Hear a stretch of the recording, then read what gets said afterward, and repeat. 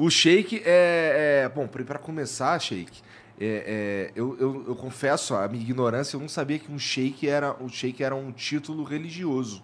Exato. Você se converteu aos 18 anos, não foi alguma coisa assim? Eu sou de família libanesa, né?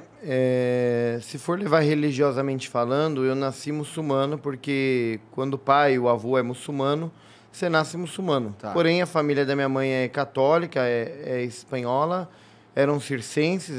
Eu cresci mais com a família da minha mãe no circo do que com a família do meu pai libanesa. E minha mãe me batizou na igreja católica e eu cresci como católico, fiz o catecismo, fiz tudo, né? E quando eu estava cerca dos 17 anos, 16 para 17 anos, eu comecei a frequentar a mesquita, porque eu queria resgatar as raízes da minha família paterna libanesa, né? E Teu pai vivia contigo? Desculpa. meu pai e minha mãe já estavam divorciados Tá. nessa época. E comecei a frequentar a mesquita, mas eu comecei a perceber a dificuldade que tinha na mesquita, porque não tinha sheik brasileiro e muito menos sheik falando português. Então, os brasileiros dependiam de tradução, era algo cansativo. Os sheiks não tinham compromisso com a religião, com os brasileiros. Então, a Mesquita do Brás, que é a central aqui em São Paulo, era uma instituição religiosa, né, que se preocupava mais em manter a cultura libanesa árabe e a religião em conjunto, mas excluindo a comunidade brasileira.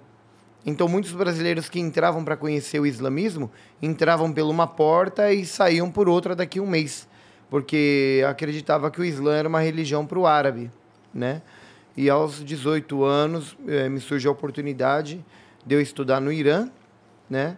E o sheik, que a gente imagina, é um homem cheio do dinheiro e tudo mais. A palavra sheik, ela quer dizer líder, vem de uma liderança. E ela foi considerada, por exemplo, aqui no Brasil a gente fala doutor. A pessoa não é doutor, mas você pode dar um... Doutor, por favor, dá um respeito. Então, para os árabes ricos, que você vê nos Emirados Árabes e tudo mais, as pessoas vão lá, beijam a mão deles, tudo porque é um cara que é um rei, é um governante, tem poder, tem dinheiro. Então, chamam ele de sheik, que é um patamar muito elevado dentro do mundo árabe, né? Mas o sheik, na verdade, ele estuda teologia, ele é um líder religioso, assim como tem o padre, o pastor, o rabino, dentro do islamismo é um sheik. Então, entendi. É um centro islâmico que eu cuido hoje na cidade de São Paulo, na região do bairro da Penha. Como é que surgiu essa oportunidade de ir pro Irã, cara? Pro Irã, eu ia pro Líbano, na verdade. Em 2006 houve a guerra do Líbano com Israel, né? O Hezbollah na região sul do Líbano. Mas tu já foi para lá, né? Tu iria para lá na intenção de se tornar... Para estudar a religião, exatamente, né? Eu ia pro seminário no Líbano. Entrou essa questão da guerra e logo, né, em 2007, veio um sheik iraniano ao Brasil e falou, olha, o Irã tem condições melhores para estudar do que no Líbano atual, porque o Líbano é um país de... É uma pólvora, pode explodir a qualquer momento, né? Agora o Irã já não tem esse problema. E aí um amigo meu libanês me presenteou com um bilhete de avião e $1.000. E me mandou pro Irã. Conversou com um sheik iraniano e libanês e arrumou essa oportunidade de eu ir. Quando eu fui, eu não tinha a intenção de ser um líder religioso.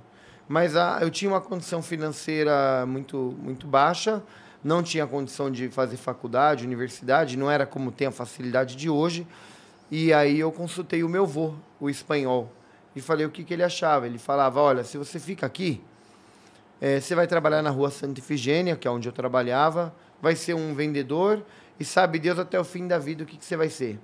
Se você vai para fora, você tem a oportunidade de ser único, estudar uma coisa que ninguém estudou e se destacar, né? E como eu já nasci no circo, a atração...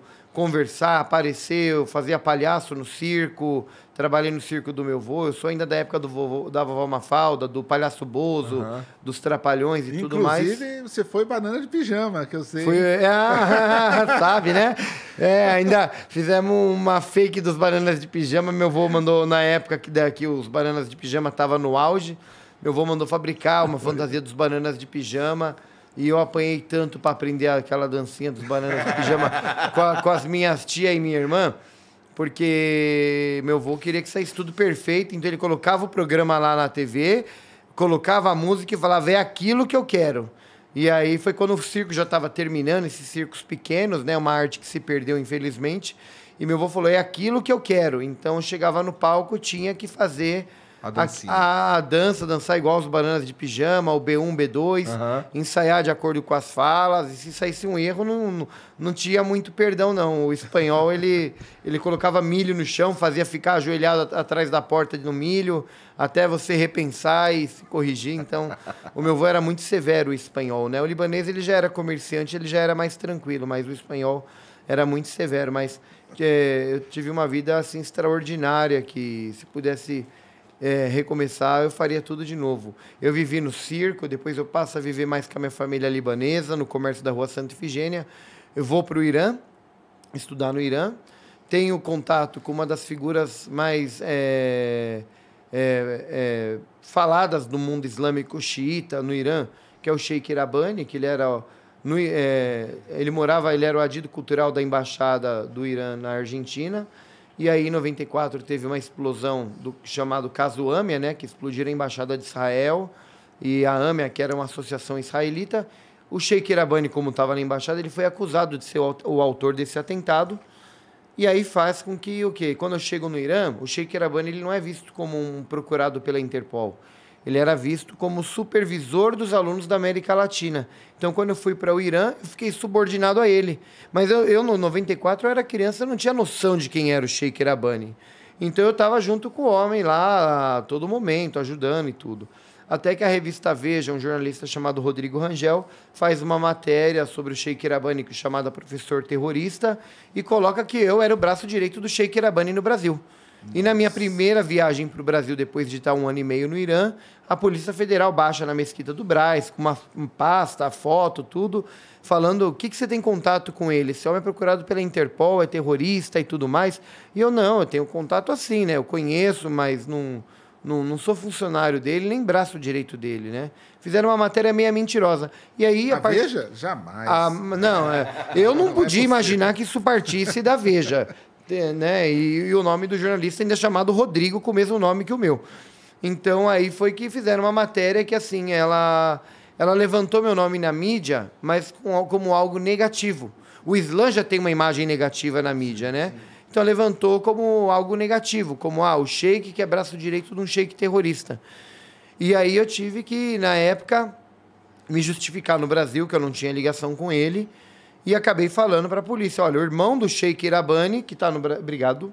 O irmão do Sheikh Irabani, que está em Curitiba, ele que é o representante do Sheikh Irabani no Brasil, não tem nada a ver com o cara.